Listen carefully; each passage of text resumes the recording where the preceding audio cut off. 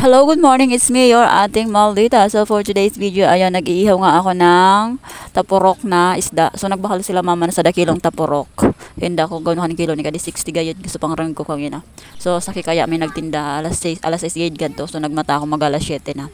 Sa kagabi kasi masakit ang aking tiyan. So, siguro dahil kumain ako ng ice cream and then pagkatapos kumain ko agad ako ng kanin. Tapos nilagyan ko pa ng suka at saka kalamansi. Yung gulay kasi namin kagabi is ano ba yun? Laing na hilaw. So ayun, siguro dahil sa suka at saka dahil sa maanghang kaya sumakit ang tiyan ko. So uminom ako kagabi ng mainit na tubig para matanggal-tanggal. So pagising ko ngayon medyo mahapdi pa siya. So ayun, tapos na akong mag-ihaw dyan. I mean may natitira pa palang dalawa. So hindi ko naman yan naubos, nakaisa lang ako at saka kumuha ako ng konti dun sa pangalawa. Tapos binigay ko na kay mama. Kasi pupunta kami ng ilog, maghuhugas ng mga plato at saka maglalaba ako ng aking labahin. 2 araw na labahin. So medyo madami-dami. I prepare to, ano na lang kasi, ano ba yun? Tawag doon? Hand wash kaysa sa washing. Konti lang naman yun. So si mama ang nag-washing ngayon. Siya ang gumamit ng washing machine for today. So tutulang ko na lang siya mamaya magbanlaw. So ayun, dahil tapos na kumain ako dyan and then nagtimpla ako ng pure black coffee na lang kasi masyadong siguro dahil nasunod-sunod na naman sa pag-inom kong 3-in-1 na kape kaya gayud nagpersanit na naman kan akong araw-araw may kanto yan ko.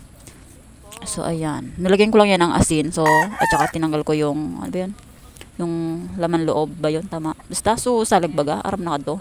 So di ko na siya inalian asang para di siya marunot pag pig alob ko.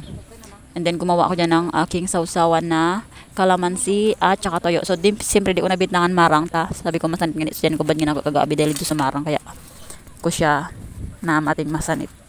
So habang nagikon ako yan pansit, ayun nagpaluto si Ate Che ning pansit. So nagpasabay naman si mamang sada pansit. So bali doang pansit. So tigluto ko. So di na ako nagilit. Di na ako nagparluto-luto ning ano kada. So turon. Di ko na aanuhan. Kada.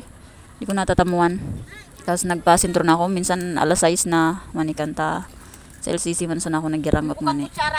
So pagkatapos ko yan magluto. Ayan. Tapos na siya. I mean nagpakulo na ako yan. So ayan. Pig-prepare na ni mama sa mga ugasan. Digbatang na sakwa. Sabi ko, tabangan ko siya magugas. So sakto, siya na sunag. Ano ka de? Nagwa ng mga plato, nagsabon. Pagkatapos ko man laban nung okay nalalaban ko. Ako na sana nagbanlaw. Sabi ko, magrigos na sila mama. So bali nagiba man nga ni suduwang chikiting yan na pasaway. Pagabot sa sunod para pasaway na naman. And then ayan. Sige na, pag-TV na. Ayan, kusot-kusot na ako dyan. Brush sa bato. So bato na kan malinig man kan. So medyo malabo pa nga di kan tubig. Pero kaya naman siya, kaya na maglaba. May mga naglaba na nga niyan. So ayan, si mama siya ang nagsasabon ng mga plato. So pagkatapos ko yun maglaba ako na nagbanlaw nga ni as I said. So kapon kaya grabe gusto ko maray nung oran kaya di ako nakapasentro kapon. Nakapasentro ako alas 6 na. Alas 5 4:45 gid kadto nagli ako do 4:50. So bali nagabot ako mag alas 7 na.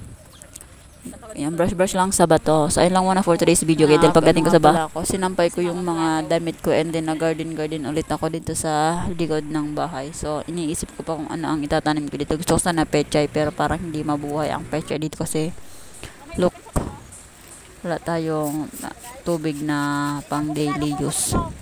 I mean may tubig naman pala dito pero sa sulong ka yun. Magipara sa rusagab ako dito. So inda bala na ako may tanong ko dito sa likodan. So ayun lang muna for today's video guys. Dahil ang nagbibideo pala sa akin dito si Ate Lab. Thank you so much Ate Lab.